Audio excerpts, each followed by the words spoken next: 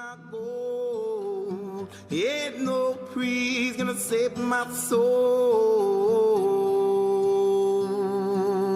My soul. So everyone, welcome to Let's Talk with John Kane. I am John Kane, and I'm happy to be here as we kick off our fall fund drive. This is week one of our drive, and this is my opportunity to come to you right out of the gate, asking for your support to WBAI, asking for your support to Let's Talk with John Kane, and Shawnee Rice, just not today. Look, we try to do something different here, and we what am I doing here? No. Okay, all right. We try to do something different here. We are offering a perspective that you're not going to get anywhere else, and perhaps not even anywhere else on WBAI. We are we offer a Native perspective, not some sort of pan-Indian Native perspective, but between Shawnee and I, we try to offer a perspective from my standpoint, from a Native person who lives on a Native territory, who travels to New York each week from that Native territory, bringing my experience living in a community amongst, a very, tight-knit community, and then an older man, and then Shawnee, a younger woman living in with her Native ancestry and her Native background, living in New York City. In the activist community here in the city. So we offer different perspectives, and if you recall, we don't always agree, which is not a bad thing. But when we talk about WBAI and we call it listener-supported radio, we also call it resistance radio. And I don't know how you have resistance radio if you don't have a group that represents, probably resistance in a way that nobody else does, and that would be Native people. So first off, I'm going to tell you, we need you to go to the pledge line. We need you go to the pledge line and make a donation of any size. You can become a WBAI buddy. You can make a one-time donation. You can text a donation. You can do any number of things. But you got to make the call, and the number is 516-620-3602. That's the number to call to make a donation and literally become a part of this station. That's what I'm asking for you to do. And, of course, you can do it also online. You can go to www.give2wbai.org. That's GIVE, the number 2, WBAI.org. And you can make a donation. You can follow the prompts to do everything from, like I said, text a donation to becoming a BAI buddy. And I want to spend some time with this program today kind of going through a little bit of what this show is all about. How do we begin? How do we start here? And maybe telling a little history of this show will, for those of you who perhaps only started listening, in the last year or maybe the last month, I don't know.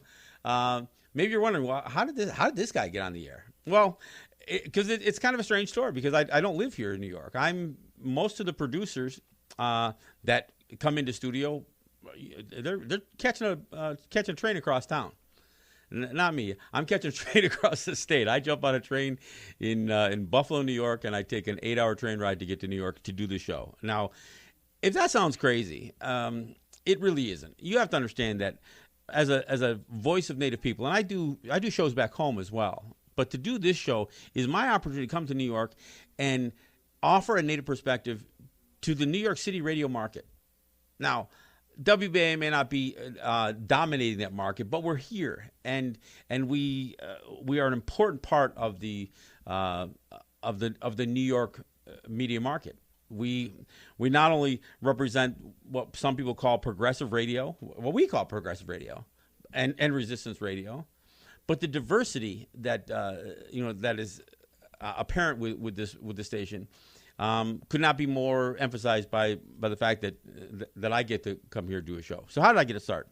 Well, Tiokasin Ghost Horse, who has been doing First Voices radio for over 15 years, I believe, used to call on me from time to time to stand in for him, to be a guest host when he was traveling or whatever. So I had that experience. I did shows from Wall Street and up at City College as a guest host for First Voices Indigenous Radio.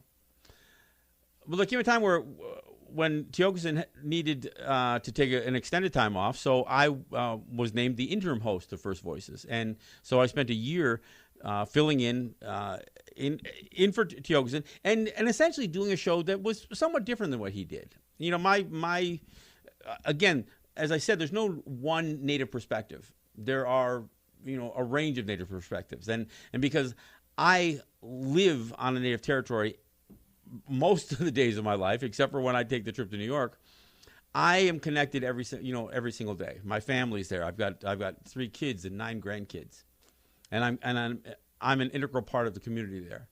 So a lot of my perspective is based on the fight that we have with politics, with you know, social issues, and right here on the street. Not necessarily just from an ideological standpoint, but from a practical standpoint. So sitting in for Tiogasin for that year gave me an opportunity to connect with his audience, and perhaps even bring in a little bit of an audience of my own. So when Tiogasin came back, Mario Murillo, who was the interim program director, asked me if I'd be willing to be a part of trying to bring Talkback radio back to WBAI, something that had been successful, that had kind of waned a little bit, and then they were trying to bring back.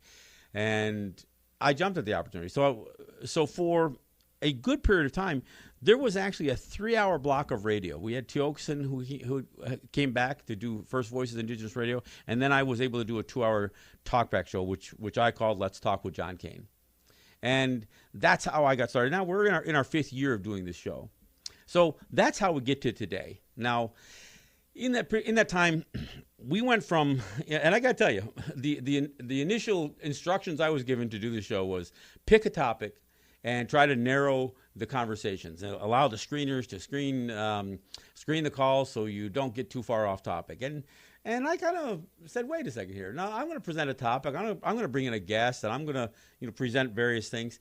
But you know what? If somebody is going to take the time to call into this station, call into this program, and want to either ask me or even confront me with a question or a viewpoint, look, I'll take all comers, and that's what we did. And I think to some extent we surprised people that I could be well versed enough to tackle any number of issues and some pretty far off topic issues as well. But that's what we've been doing here. But and that opportunity doesn't come everywhere. I mean, when the show that I do back home, that started off as me buying airtime on commercial radio before I built my own studio and then went predominantly online. But to have the opportunity to come to New York City and share with you a Native perspective, and perhaps provoke your own ideas and your own thoughts about the issues that confront us all. Not trying to change anybody's view. I'm really not. I mean, when I offer a perspective, what I'm really trying to tell you, the listening audience, is that I exist and that this perspective exists. Whether you can embrace it or buy into that perspective, this is what is where people mistake what the word empathy means. What I'm giving people an opportunity to understand is what it's like to be a Native person. And a Native person who's had my life experiences. So while you don't have to agree with me, and you don't have to sympathize even, but it's the whole idea of understanding where the perspective comes from. So that's why I'm asking you to go to the phone lines. I'm asking you to go to the phone lines because this station is providing me that opportunity and providing you that opportunity to hear that perspective, something that isn't afforded very often. So I want you to go to the phone lines. I want you to go to 516-620-3602. That's the number to call, 516-620-3602. That's the number to call to make a donation. Make a donation, a one-time donation. Make a small donation, a large donation. And they're all tax deductible. To become a BAI buddy. And if you become a BAI buddy, list this show. List this show as the show that you are becoming a buddy on behalf of. I mean, it doesn't... Look, we don't have pockets of money laying around here at WBAI. I mean, when any one of us are soliciting donations for the station, through our shows. They aren't for our shows. They're for the station. We all support each other. We all throw in our efforts to raise money for the station itself. But you send a message to WBAI. When you make a donation during this show or on behalf of this show, what you're telling WBAI and frankly the parent company beyond that is that you listen to the show and that you are glad there is a station that is willing to offer such diversity as to offer a perspective that you're not going to get anywhere else. There is no other show like this show. And I can say that with a fair amount of confidence. Look, there are other Native programming, and First Voices is still a show that WBAI carries, and there are other Native shows throughout the country. But to offer the perspective, and what's unique about what I'm offering here is I'm not trying to be a stereotypical or a pan-Indian voice. I'm sometimes defying conventional wisdom even within the Native community because the idea of a person trying to resist assimilation this far into the colonial experiment is a challenge that most people can't wrap their heads around. I would like to think that the listenership to WBAI is among the woke crowd, as they say. But I'll tell you, when I do the show and I have people call in, or when I do a live event downstairs at the Brooklyn Commons, which I do on a monthly basis, I invariably hear people say they never heard that before. Not only did they never see the film that I present or hear the music that I present or the discussion that we have, but they are hearing historical facts that you can verify that they never knew existed. They are hearing this time and time again. So even for the very, very, very woke crowd, there's more woke to happen. And that is what WBAI gives me the opportunity to do. Now, is it going to change your life? Is it going to change my life? Well, maybe not a lot, but maybe just a little bit. Maybe it'll offer you just the slightest bit of critical thinking that you will apply in places you hadn't considered applying it before. So, again, I want you to go to the phone lines, 516-620-3602, or go online to www.give2wbai.org, and that's where you can make, a one-time donation. You can become a WBAI buddy. Look, I have offered premiums in the past, and I'm not saying that I won't offer them in the future. But, there was a period of time that there was an effort to convince you, the listener, that these shows are the premium. This is what we're delivering to you every day. Yes, I can offer a CD or a book. I can offer you, gifts. I almost said trinkets. That's almost got like it almost had a little bit of a Native thing to it. Yes, I can offer you trinkets. I could, but this is the product that I'm delivering to you. And I'm going to go through a little bit. I'm going to go through a little bit of what we have done here. And I do have some issues that I want to talk about as the show progresses.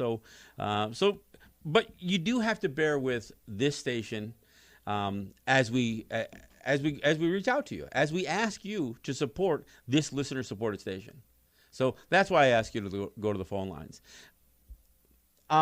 Doing Let's Talk is not just a labor of love. It goes. I have an obligation, and I feel like I have a responsibility. Because of what I do and who I'm associated with, back home and the connections that I've made, around what I call Turtle Island, I know that I'm in a unique position to sometimes speak on issues that not everybody can be as well versed on as I am. So that skill set and that knowledge base is not it's not a gift. It creates an obligation.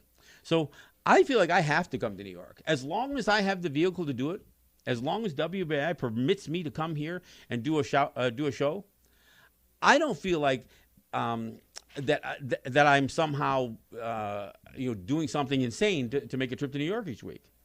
I think it's an obligation that I have, and again, what is the reward? The reward is the conversations that I have, and the reward is the conversations that sometimes come back to me. Not just the comments that I hear on Facebook or or on YouTube or the emails or the messages that I get, but when we do live events downstairs and when I do speaking engagements elsewhere, and when I get the calls back from you, the listener, we did bring Talkback Radio back, and this show is one of those shows. This is our opportunity to not only present a topic or a guest, but it's our opportunity to hear from you. And And what we hear back sometimes can be supportive, can be challenging, and we take all callers. I mean, if I get one criticism from callers, it's that I let other callers on too long, and sometimes I want to hear them out. Even people who I think that are saying some of the most outlandish things or things that I totally disagree with. For me, that's an opportunity for me to perhaps expand on a thought that I wouldn't have expanded on otherwise. But let's look back. Since again, launching this show as a Native perspective in Talkback Radio in New York, something that hasn't. I'm not saying there hasn't been other callers that have joined Native hosts, but a true Talkback show. We presented guests. Roxanne Dunbar Ortiz, author of an Indigenous Peoples History of the United States, and a host of other books, including her latest her last book on Loaded, a look at the Second Amendment. I've had Roxanne on the show multiple times, and she's been a great guest. She's joined us in studio. She's joined us by phone. One of the co-writers of one of her books, Dina Gilio-Whitaker, she's joined us here on the program. I've had authors like David Gran, a writer for The New Yorker, who was the author of Killers of the Flower Moon on this show. He came on this program, and before Killers of the Flower Moon, the story of the Osage murders and the birth of the FBI, before it was a bestseller, he was on this program. So we presented not only David Gran and what would be a New York bestseller, but we did it with a Native host, and that does make a difference. We, as Reggie reports from Jane Sanders on the condition of Bernie Sanders, we had Jane Sanders on this program for an hour. I invited Mario Murillo to join me, and we did a 1-hour interview with Jane Sanders on this program. Now, and I do that, again, offering a very contrary view about American politics and American elections. I don't vote. I don't consider the American elections my elections, but do they impact me? And do I have some solid questions for it? Yeah, and we may even talk a little bit about Elizabeth Warren by the time the program is done here. But there's a reason to have these conversations, because we have been played by politicians, whether it's the Prime Minister of Canada or the President of the United States. Because when we look at what the Native existence is, most of that existence has been adversely affected by American or Canadian policies, and so we look, we know that politics affects us, even if it's not ours. We've talked about Hawaii, not just the battle over Mauna Kea, trying to resist the 30-meter telescope, but the battle to assert the Hawaiian Kingdom, the illegal occupation that the United States under McKinley and others opposed upon Hawaii. We've had Leon Su, we've had Keanu Sai, we've had Pua Case. We've had a host of guests that have joined us on this program to talk about a variety of Hawaii issues in ways that you've probably never heard anybody talk about them. And again, as a Native host, involved in my own level of resistance as a Native person, the questions and the conversation change. It changed because of who's doing the interview, not just who is being interviewed. We've had music guests. We've had, I've had.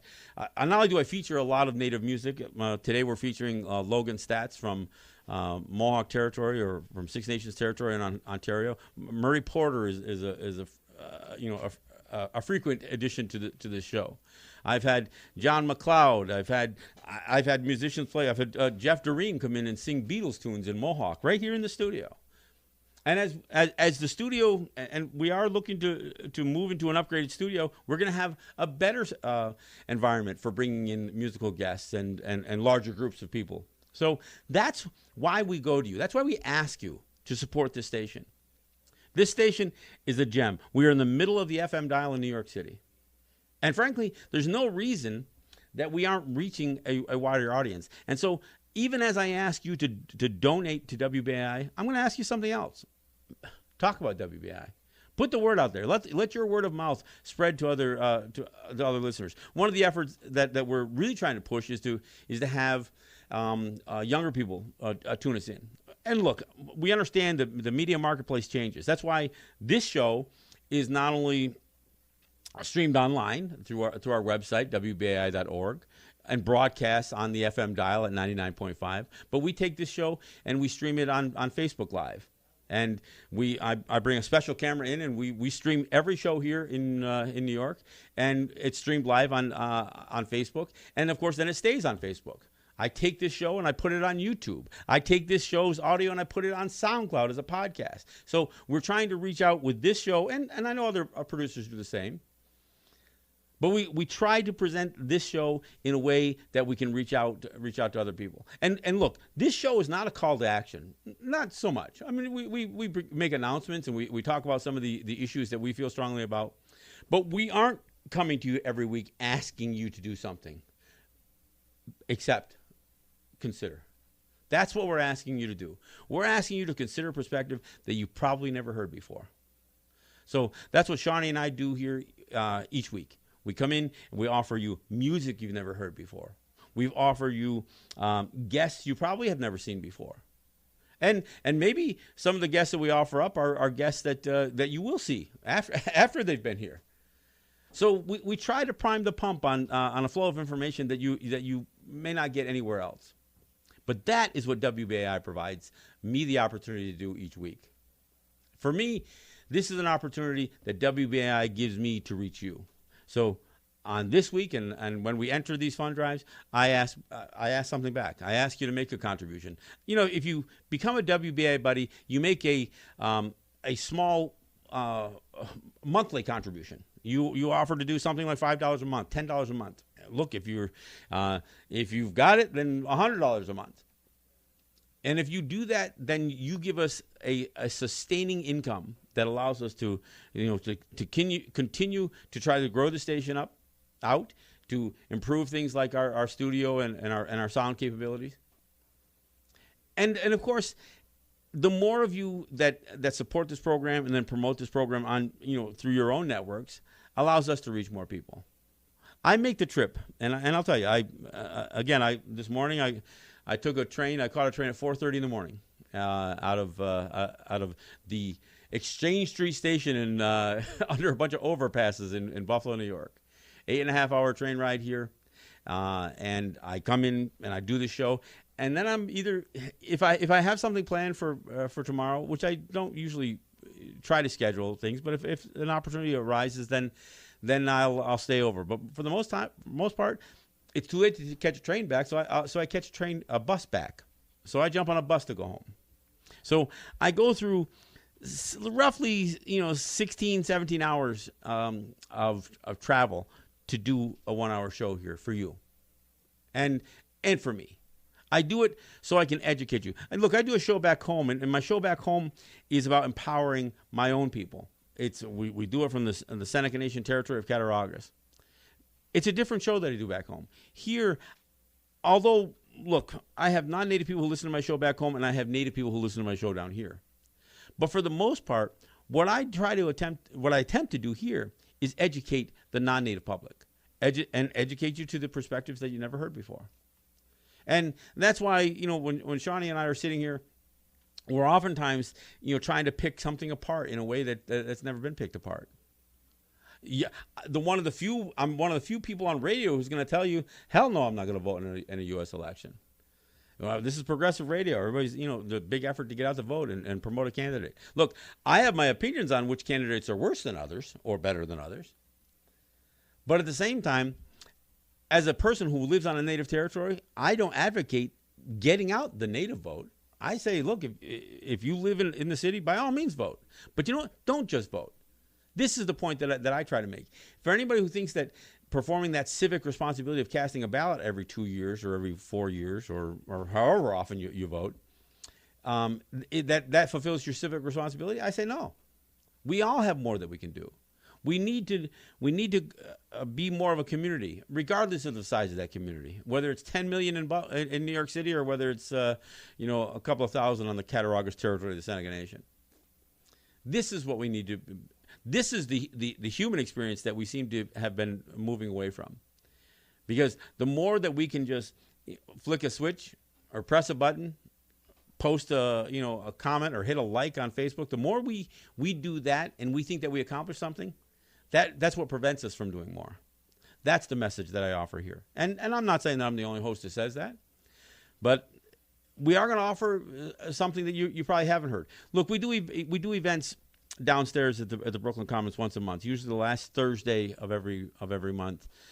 We try to show a film or bring in a guest or do a speaker. And I do some other things from time to time in different places. I've spoken at Hofstra and Delphi, and I do some events out at the Cinema Arts Center in Huntington.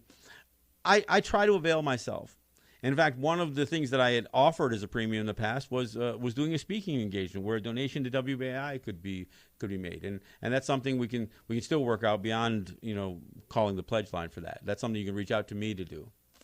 But this is my commitment, not just to this station and to you, the listening audience, but it's the commitment that I make to my own people to tell our story, because I know while there might be information available, if you don't know where to look, you're not going to find it. So when I tell somebody that Abraham Lincoln signed the execution order for the largest mass execution in the history of the United States, and that execution took place the day after Christmas in 1862, I know that many people listening to the show have never heard that before. I know, as I do a long, expanded talk about residential schools, that most people are unfamiliar with not only what are residential schools, but how broad-based they are. We're going to take a break here at the bottom of the hour, and when I come back, I'm going to talk about just a few subjects that I wanted to throw out there, even during our fund drive. But remember, we are in fund drive, so as I mentioned at the top, and I'll mention throughout the program, I'm asking you to go to the pledge line. Go and dial 516-620-3602. Make a contribution. Make a contribution during this show so you can tell WBAI and tell Pacifica that you listen to this show and that this show is important to you. And make that contribution because WBAI is important to you. You can't have resistance radio if you don't perform some act of resistance. And one act of resistance is to donate to the station. So go to the pledge line, 516-620-3602, or go online, go to www.give2WBAI.org. That's GIVE, the number 2, WBAI.org, and follow the prompts to make a contribution. We'll take a break and we'll be right back. This is John Kane, and this is Let's Talk.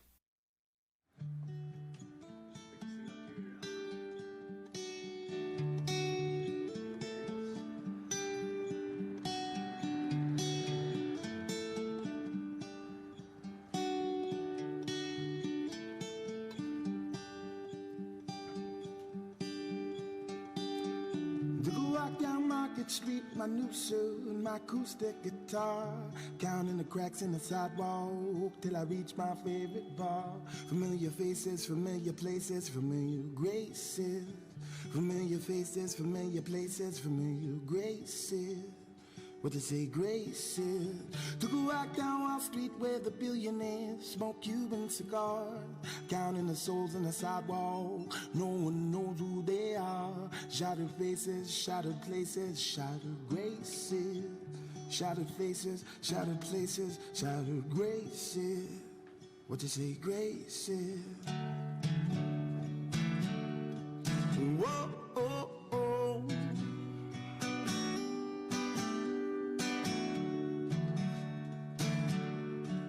Whoa, oh, oh.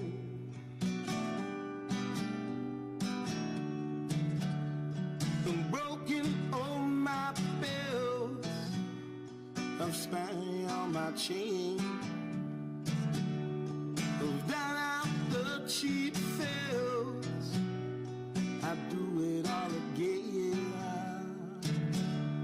I'm broken on my bills, spent on my chain,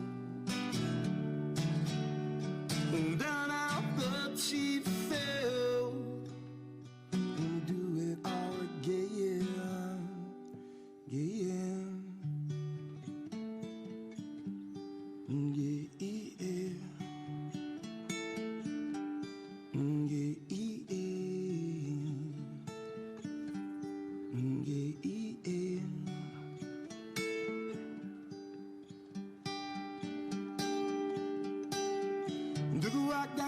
Street with my new suit, my acoustic guitar, counting the cracks in the sidewalk till I reach my favorite bar.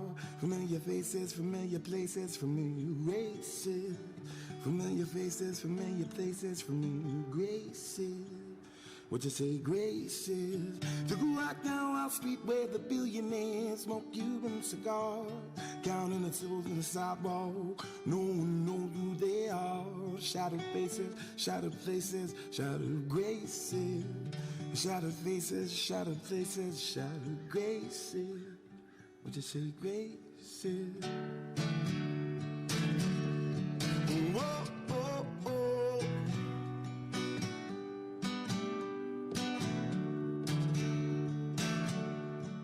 Whoa, oh, oh.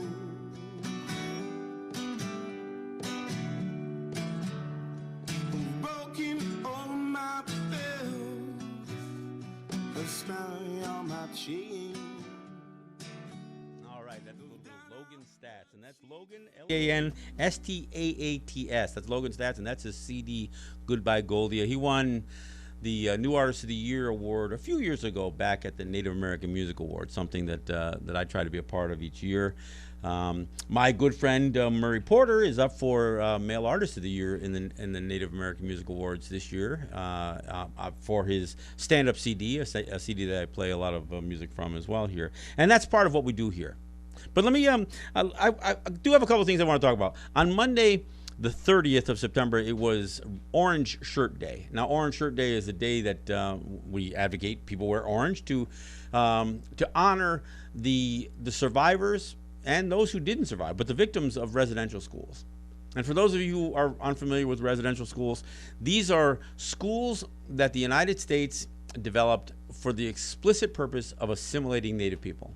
And when I talk about assimilation, I'm not saying suggesting assimilation. I mean imposing assimilation. These schools existed for over 100 years. They ran, as late as the 1970s on the state side and in the 1990s on the Canadian side, and they came out of the middle of the 19th century.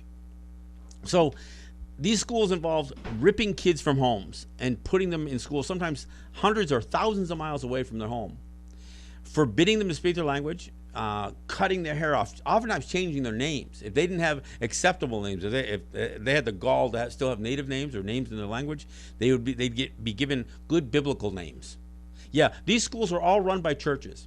So the idea of separation of church and state, it didn't exist in this regard. In this regard, the belief was by Christianizing Native children, this could be the next step beyond all of the other forms of genocide that Native people had experienced. So when it was no longer palatable to do as Lincoln did, to execute 38 at a time, or what occurred in 1790 with the Wounded Knee Massacre, when killing became somewhat unpalatable, the whole idea of ripping kids away from the homes, and by some estimates, 150,000 kids had been pushed through these residential schools. These were schools that were like prisons. These kids couldn't leave them.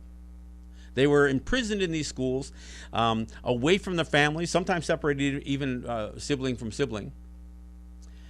And they would live their lives in these schools, detached from Native community, detached from family, detached from culture. Their clothes were tossed away. Their hair was cut off. They, again, heavy dosages of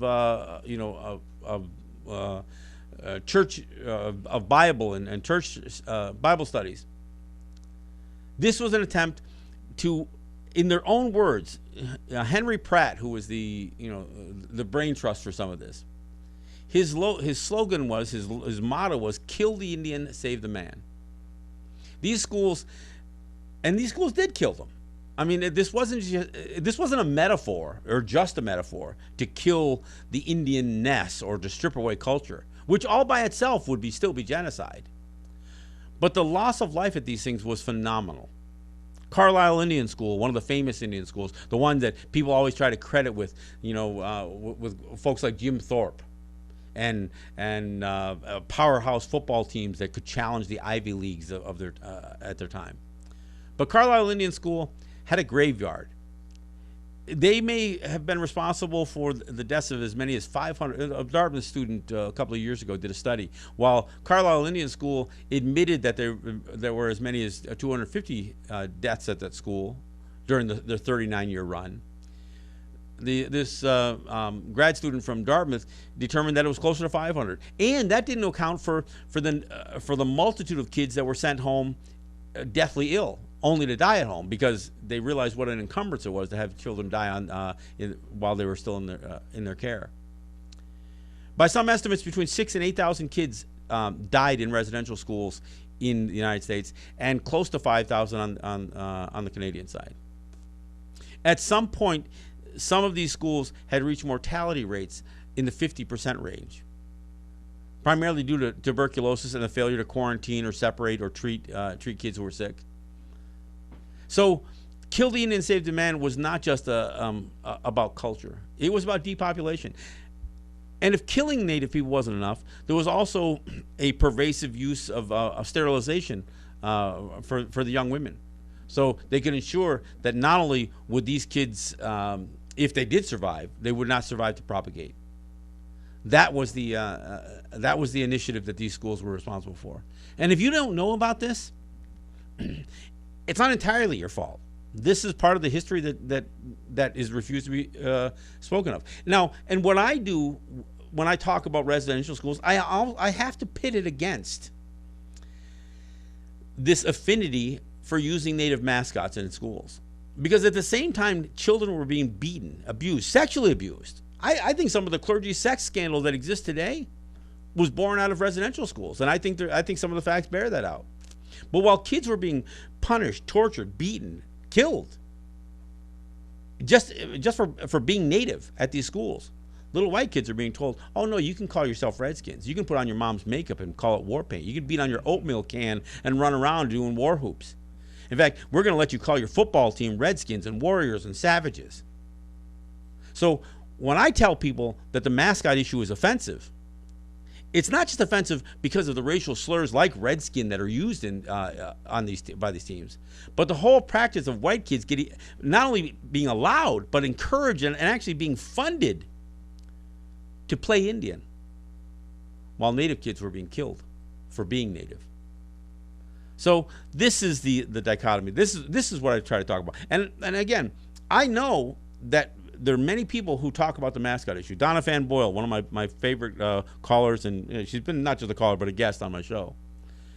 I know a lot of people are involved in this battle, but it's only here that you're going to hear my specific mention of folks like L. Frank Baum, the writer of The Wonderful Wizard of Oz, and how as the editor of the Saturday Pioneer in Dakota Territory, in Aberdeen, Dakota Territory, predicted that in later days, in later ages, people will speak fondly and will speak highly of the grand kings of the forest and the plain. But in the meantime, he called for our extermination. So this idea that white people would suggest, oh, no, we're honoring you. Yeah, in the same way that L. Frank Baum did. You called for our extermination. Why? So you could appropriate those images for yourself and speak fondly as if it's your American history, not our tragic history. That's what we talk about doing here. That's one of the subjects that we just present in a way that you're probably not going to hear it anyplace else quite this way. That's why I ask you to go to the phone lines. That's why I ask you to dial 516-620-3602. That's 516-620-3602. Because you're not going to hear these conversations anywhere else. We're coming up on Indigenous Peoples Day, otherwise known, especially in this city, as Columbus Day, where the Italian population has tried to heroize Columbus to the point where they turned him into their patron saint, ignoring the fact that he wasn't Italian. He was from Genoa, but Italy wasn't a country in 1492. Italy was just a landmass. It was a peninsula. It was Italia. It was a region. It wasn't a country. There wasn't an Italian heritage. And some of them were completely independent. Genoa was an independent republic that was more closely aligned to Portugal and Spain than it was to the southern tip of Italy. So all of you Sicilians out there who want to claim Columbus as your patron saint, as your reason to embrace Italian heritage, you're wrong. There are much greater people in history that you could heap that praise upon than this guy, who was not a brave explorer. He was not a a skilled navigator. His expedition failed. He miscalculated the size of the planet by half. He left Spain with the intent that he could travel around the globe and reach the East Indies by going west.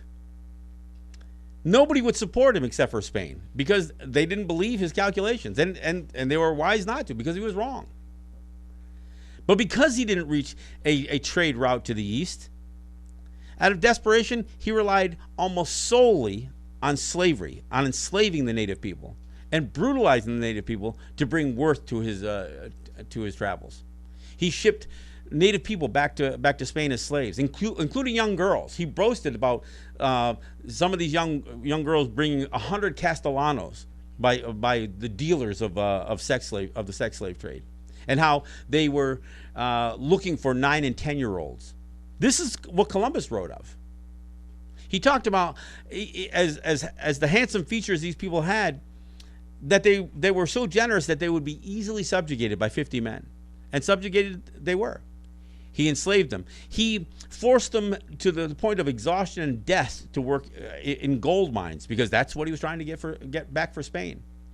No, this wasn't about advancing civilization. It was, if anything, it was the opposite.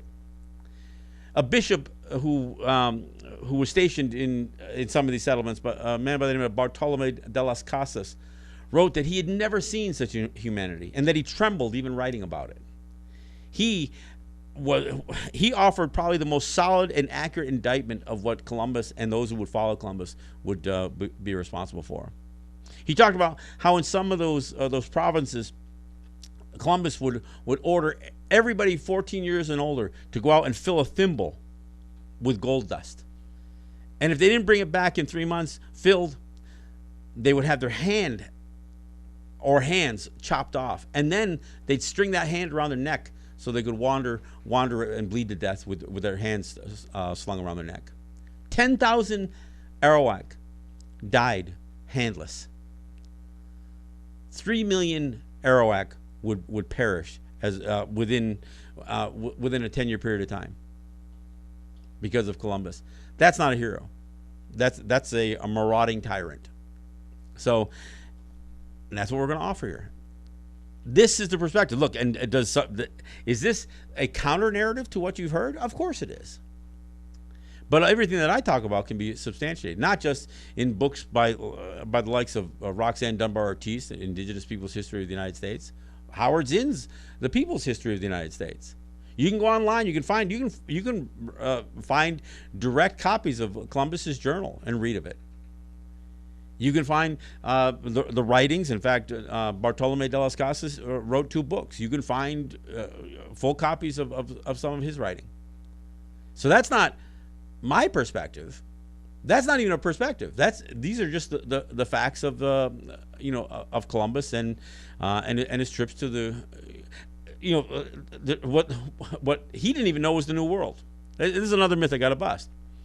Anybody who wants to associate Columbus with discovering America, it wouldn't be until another decade that other navigators would finally establish that the lands that Columbus had reached were not actually Asia, that they were an entire series of populated islands and continents that were previously unknown to Europe.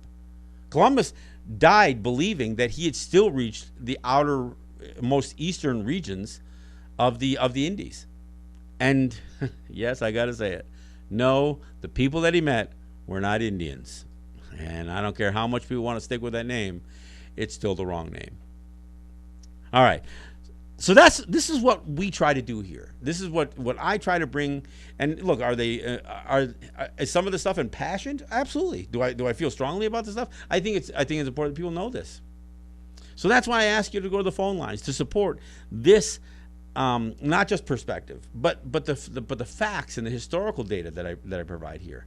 So go to the phone lines, 516-620-3602. That's the number to call to make a donation. Look, I'd love to see some of you out there who, look, I know there's lawyers right here in New York City who have profited from the struggles that Native people have gone through. as we resist assimilation, as we fight the state over taxes, as we fight the federal government over various things. So I know there's law firms down here. There are probably those of you who have managed the assets of Native people right here on Wall Street. So make the $1,000 donation. Go ahead. Come on, you can do it. But that's not what I'm asking of most of you. Most of you, I just want you to make a donation, whatever fits your budget. And if you need to make a small monthly donation, become a WBAI buddy. Become a buddy and list this show as the show that you are becoming a buddy on behalf of. That's the way that you support this station. That's the way you keep listener-supported radio, resistance radio, progressive radio alive here in New York City. That is what we need of you. And, of course, what do we do here? We offer you solid music like the music of Logan Statz and Murray Porter and Buffy St. Marie and Pura Fay. We screened the movie Rumble downstairs, which was just an absolute telling history of the relationship between Native people and contemporary music. Not just it's Rumble, the Indians who rocked the world. It wasn't just about rock. It was about blues. It was about country. It was about opera. I mean, it was about jazz. It was about all of it. These are the kinds of things that not only do we talk about on the show, but the things that I present when I host events here in the city, when I host events downstairs at the Brooklyn Commons. Ancestry claims. You know, of course, we're in the throes of the 2020 election, and of course, Elizabeth Warren's biggest steaming pile that she stepped in was over her claim to Native ancestry. Now, she's on a long list of people who have claimed Native ancestry, and some of them are valid. But here's the thing: there's a difference between Native ancestry and Native heritage. How you say? Well, look. If your great-great-great-grandmother, who you think was a Cherokee princess, if she was Cherokee, but had already been completely assimilated, perhaps because of residential schools, perhaps because she not only the residential school, but maybe she was adopted out and had no semblance of Native culture, if that was your great-great-grandmother, then you have no Native heritage. You may have some tiny percentage of Native ancestry in your family. But Native ancestry is not culture. Native ancestry is not heritage. Native ancestry doesn't make you a Cherokee. It doesn't make you a Mohawk. It doesn't make you a Lakota. So, but why do people do it? You know, why do people not only cling to this family lore that suggests that they have a Native ancestry? Well, they do it for a couple of reasons. Part of it is for advantage, sometimes financial advantages. Look, there are reports all the time of people who get sole source contracts by claiming to be minority without really ever proving that they have Native ancestry. They just say it. I mean, you fill out a census as they come around every 10 years, and the population that they list for Native population is so skewed by people claiming to be Native who have no real connection to Native people. They don't have a family that's living in a Native community. They have no connection to Native politics or Native governance or Native culture, none of that stuff. But they think that their great grandmother was Cherokee, and we hear it over and over again. And here's the problem: it's not just people who profiteer from it. There's also this idea. We talk about the mascot issue.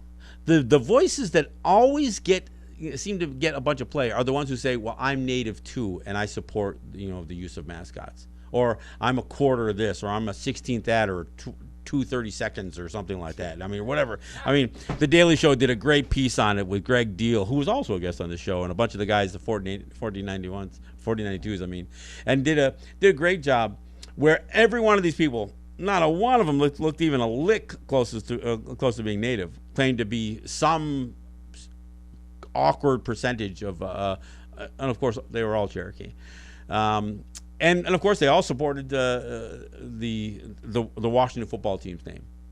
Now, see, this is where those who claim to have the ancestry claim to have the right to speak on Native issues and speak for Native people that they have no connection to. That's the part that I find even more disturbing. Look, if you want to buy into somebody's BS and pay them a contract because they claim to be Native, that's on you. But when they start to speak for us, and not just on things like the mascot issue, and people could argue, well, is the mascot issue really important? Yes, it is. Yes, it is. It's racism, plain and simple. But there's also people who on the in the environmental battles that we get involved in. Look, there, it's always great to find somebody who claims to be Native who says, "Oh no, I support the pipeline," or "I'm Native and I think it's fine that that they're fracking. It's given me a job, and I'm 1/32nd Cherokee, and so I appreciate that." Yeah, no, this is what this ancestry claim, why it's troubling. I mean, there's a part of me that could say, I'm flattered that people want to claim to be Native people. The problem is it isn't just a claim. It's a claim that comes with strings. It's a claim that people use. And even Elizabeth Warren, while she may not have advanced her career necessarily, Harvard had no problem listing her as a minority in their literature. Now she's tried to make amends, and in all likelihood, Elizabeth Warren may be the next president of the United States. Now, her claim to Native ancestry, will that affect how she deals with Native issues? I don't know. We haven't had very good luck with the previous 45, so we'll see what happens with the next one. But this is, again, these are the conversations that Shawnee and I and the guests that I bring in here each week try to present and try to offer a little bit of a counter narrative. Now, I'm not hating on Elizabeth Warren. She's in a long list of people who have claimed Native ancestry.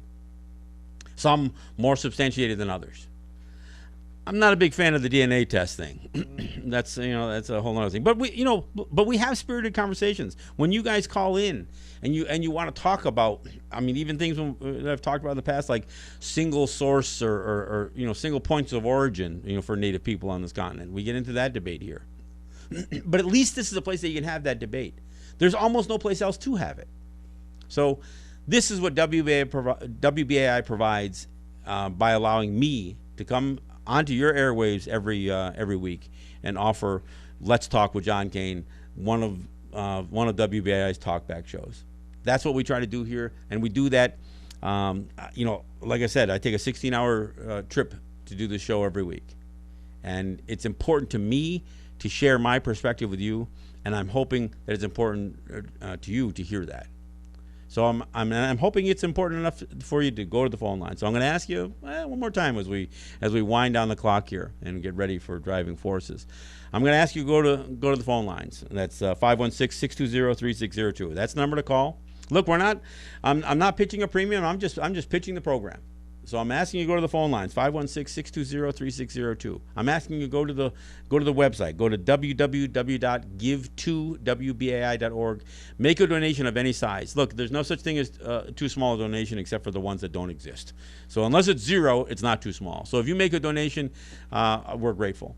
And as for me as a volunteer producer who perhaps maybe I do jump through a few more hoops than some of the other producers to come do a show here. But it's because I, like the other producers, know of its value. We know the value of WBAI. We know the value of the airtime here. So that's why I make the trip, and that's why I ask you to support WBAI and to support Let's Talk with John Kane.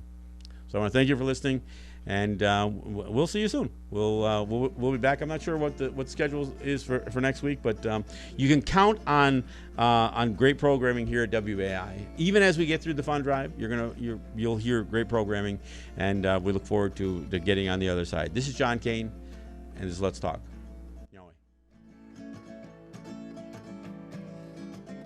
Please, darling, take mercy on my broken heart, yeah. And take my soul if you want what's left of it. And please, darling, take mercy on these lonely arms, yeah. And I won't go if you want what's left of me. But my hometown is just a bone.